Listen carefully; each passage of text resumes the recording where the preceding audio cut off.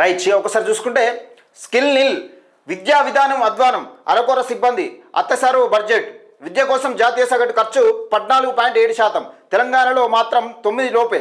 రాష్ట్ర బడ్జెట్ 3.24 లక్షల కోట్లు, విద్య కోసం చేసే ఖర్చు 20,000 కోట్ల. 2 ఏళ్లలో 1444 పాఠశాలలు మూసివేత. ఇక్కడ చూడురా, విద్యాశాఖ మంత్రి గారు ఎవరి దగ్గర ఉన్నది? విద్యాశాఖ మంత్రి గారు చూడాలి. ఇది ఇగో 2 ఏళ్లలో 1441 పాఠశాలలు మూసేసిరు. బీసీల కోసం బడ్జెట్లో రూపాయలు 17,405 కోట్ల ప్రతిపాదన. ఇందులో నుంచి ప్రాజెక్టుల కోసం రూపాయలు 9,000 కోట్ల మళ్లింప. స్కిల్ వర్సిటీ పేరుతో హంగామా, కానీ అందులో ఉన్న ఫ్యాకల్టీ 6. రేవంత్కు పూల దంపతుల ఆదర్శం. మరి వాళ్ళ ఆశయాలు ఎందుకు తూట్లు పొడుస్తున్నాం అంటూ ఇంతకుముందు మనం చెప్పినాం కదా, ప్రజాక్షణంలో చెప్పినప్పుడు వాళ్ళ ఆశయాలను ఎందుకు తూట్లు పొడుస్తూ ఉన్నాం? మరి ఇది ఒకసారి చూసుకుని ప్రయత్నం చేద్దాం. విద్యా సామాజిక మార్పుకు అధ్యాయమని నమ్మి అందరికీ చదువు అందాలనే లక్ష్యంతో జీవితాలను అంకితం చేసిన మహానీయులు మహాత్మా జ్యోతిరావు పూలే, సావిత్రిబాయి పూలే దంపతులు మహిళలు వెనుకబడిన వర్గాలకు విద్య దూరమైన రోజుల్లో పాఠశాలలు స్థాపించి చదువు చెప్పిన గొప్ప వ్యక్తులు. అందుకే పూలే దంపతులకు పేర్లు వినగానే ముందు గుర్తుకొచ్చేది విద్యా సామాజిక సంస్కరణలు. అలాంటి పూలే దంపతుల విగ్రహాలను ఆవిష్కరించి వారే తమకు ఆదర్శమని చెప్తున్న ముఖ్యమంత్రి రేవంత్ రెడ్డి మరి వారి ఆశయాలను అనుగుణంగా తెలంగాణ విద్యా వ్యవస్థను తీర్చిదిద్దుతున్నారా? విగ్రహాలకు నివాళులర్పించడం ఒకవైపు కనిపిస్తే విధానపరంగా అదే స్థాయిలో విద్యకు ప్రాధాన్యత దక్కుతుందా అన్న ప్రశ్న మరోవైపు నిలుస్తోంది. రాష్ట్ర బడ్జెట్ 3.24 లక్షల కోట్లు చేరిన విద్య కేటాయించిన వాటా మాత్రం జాతీయ సగటులో పోలిస్తే ఎందుకు తక్కువగా ఉంటుంది? 2024-25 తెలంగాణ బడ్జెట్లో విద్యా వాటా 8.6% కాగా రాష్ట్రాల జాతీయ సగటు 14.7%గా ఉంది. ఇది కేవలం గణాంకాల తేడా మాత్రమే కాదు, ప్రభుత్వ ప్రాధాన్యాలపై కూడా ప్రశ్నలు లేవనెత్తుతుంది. 2016-17లోనూ ఇక్కడ మనం చెప్తున్నాం కదా, విగ్రహాలకు పూలమాలలు వేసి వాళ్ళే మా ఆదర్శం అని చెప్తా ఉన్నారు, కానీ వాళ్ళ ఆశయాలు వాళ్ళ సిద్ధాంతాలు ఏందనేది ఏ ఒక్క నాయకుడు కూడా పట్టించుకోలేదు. వీళ్ళ రాజకీయాల అవసరాల కోసం, వీళ్ళ రాజకీయ భవిష్యత్తు కోసం ఆ విగ్రహాలను వాడుకొని పూలదండలు వేస్తూ ఉన్నారు. విద్య కోసం ఏం కేటాయిస్తున్నారు చూడండి ఒకసారి క్లియర్గా. 2016-17కి వస్తే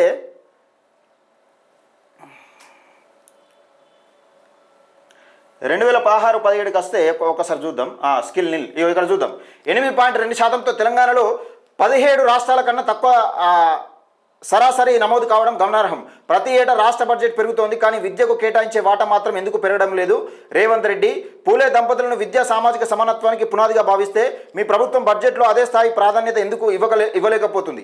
ఇక ప్రభుత్వం బడులను మరింత ప్రశ్నార్థకంగా మారుతోంది.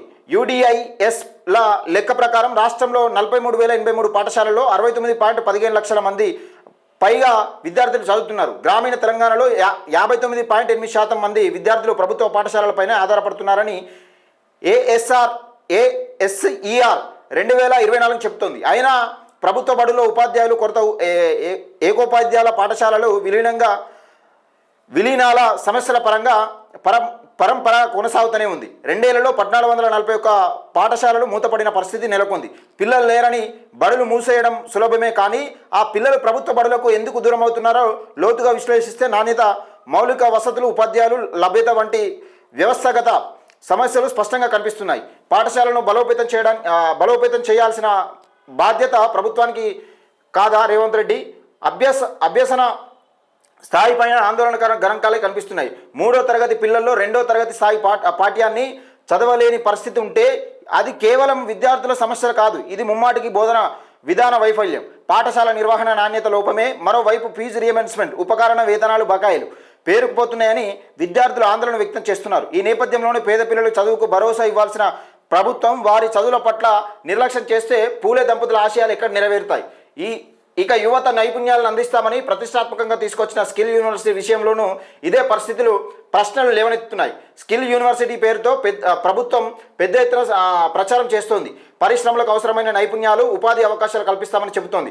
కానీ యూనివర్సిటీలో ఫ్యాకల్టీ సంఖ్య ఆరుగురే. వేలాది మంది యువతకు నాణ్యమైన శిక్షణ ఎలా అందుతుందని రేవంత్ రెడ్డి? ఇది కేవలం సంఖ్యా సమస్య మాత్రమే కాదు, సంస్థాగత సామర్థ్యం లేని స్కిల్ ఎబిలిటీ వైఫల్యమే. ఒకవైపు ప్రభుత్వ పాఠశాలల్లో ఉపాధ్యాయుల కొరత, మరోవైపు స్కిల్ యూనివర్సిటీలో ఫ్యాకల్టీ కొరత. అయినా విద్యారంగంలో విప్లవాత్మక మార్పులు తీసుకొస్తున్నామని చెప్పడం ఎంతవరకు సమంజసం? పూలే దంపతులు చదువు చెప్పేందుకు ఎదురైన అవమానాలు, దాడులు సైతం లెక్క చేయకుండా పాఠశాలలకు వెళ్ళారు. మరి ఇప్పుడు పాఠశాలల నిధులు, ఉపాధ్యాయులు, మౌలిక వసతులు అందించడంలో ఎందుకు వెనుకడుగు వేస్తున్నారు రేవంత్ రెడ్డి? బీసీల సంక్షేమానికి రూపాయలు 17,405 కోట్లు ప్రతిపాదించి అందులో పెద్ద మొత్తాన్ని ఇతర ప్రాజెక్టులకు మళ్లించారన్న ఆరోపణ పైన ప్రభుత్వం సమాధానం చెప్పాలి. ఇగో చూడురా, బీసీల సంక్షేమానికి 17,405 కోట్లు ప్రతిపాదించి అందులో పెద్ద మొత్తాన్ని ఇతర ప్రాజెక్టుల కోసం మళ్లించిరట. అంటే బీసీల కోసం ఖర్చు పెట్టాల్సిన అవసరం లేదని ఇతర ప్రాజెక్టుల కోసం మళ్లించిరట. అందులో పెద్ద మొత్తాన్ని ఇతర ప్రాజెక్టులు మళ్లించారన్న ఆరోపణలపైన ప్రభుత్వం సమాధానం చెప్పాలి. పూలే దంపతుల విగ్రహాలకు దండలు వేయడం మాత్రమే వారికి నివాళులు కాదు, ప్రతి పేద, బడుగు, బలహీన వర్గాల బిడ్డలకు నాణ్యమైన విద్య అందించడమే నిజమైన నివాళి. విగ్రహాలకు ముందు దండలు, వేదికలపై పూలే పేర్లు కానీ బడుల్లో మాత్రం అరకొర సిబ్బంది, అత్యవసర నిధులు, మూసివేతలు, అభ్యసన లోపాలు, ఇదే పూలే దంపతుల ఆశయాలు మీరు ఇచ్చే గౌరవం రేవంత్ రెడ్డి అని ఒక వార్తనైతే చూస్తూ ఉన్నాం. నిజంగా ఈ వార్త కాదు, ఇది రేవంత్ రెడ్డిని కడిగి పారేసే వార్త. దాదాపుగా 17,400 కోట్లు బీసీల కోసం కేటాయిస్తే దాన్ని అందులో అధిక మొత్తం ప్రాజెక్టుల పేరుతో ఒక ప్రాజెక్టుకు మళ్లించిరట. అంటే ఏ విధంగా బీసీల పట్ల, బీసీల చిత్తశుద్ధి పట్ల, బడుగు బలహీన వర్గాల పట్ల రేవంత్ రెడ్డి గారికి ఎంత చిత్తశుద్ధి ఉందనేది క్లియర్గా అర్థమవుతా ఉంది. బీసీలకు 1,00,000 కోట్ల బడ్జెట్ పెడతామని చెప్పారు. 1,00,000 కోట్లు ఎప్పుడు నీకు ఏది 5 సంవత్సరాల కాలంలో 1,00,000 కోట్ల బడ్జెట్ పెడతామని చెప్పారు. ప్రతి సంవత్సరానికి 20,000 కోట్ల బడ్జెట్ పెడతామంట చెప్పిరా. అప్పుడేమో సావిత్రిబాయి పూలే విద్య చెప్పడం కోసం,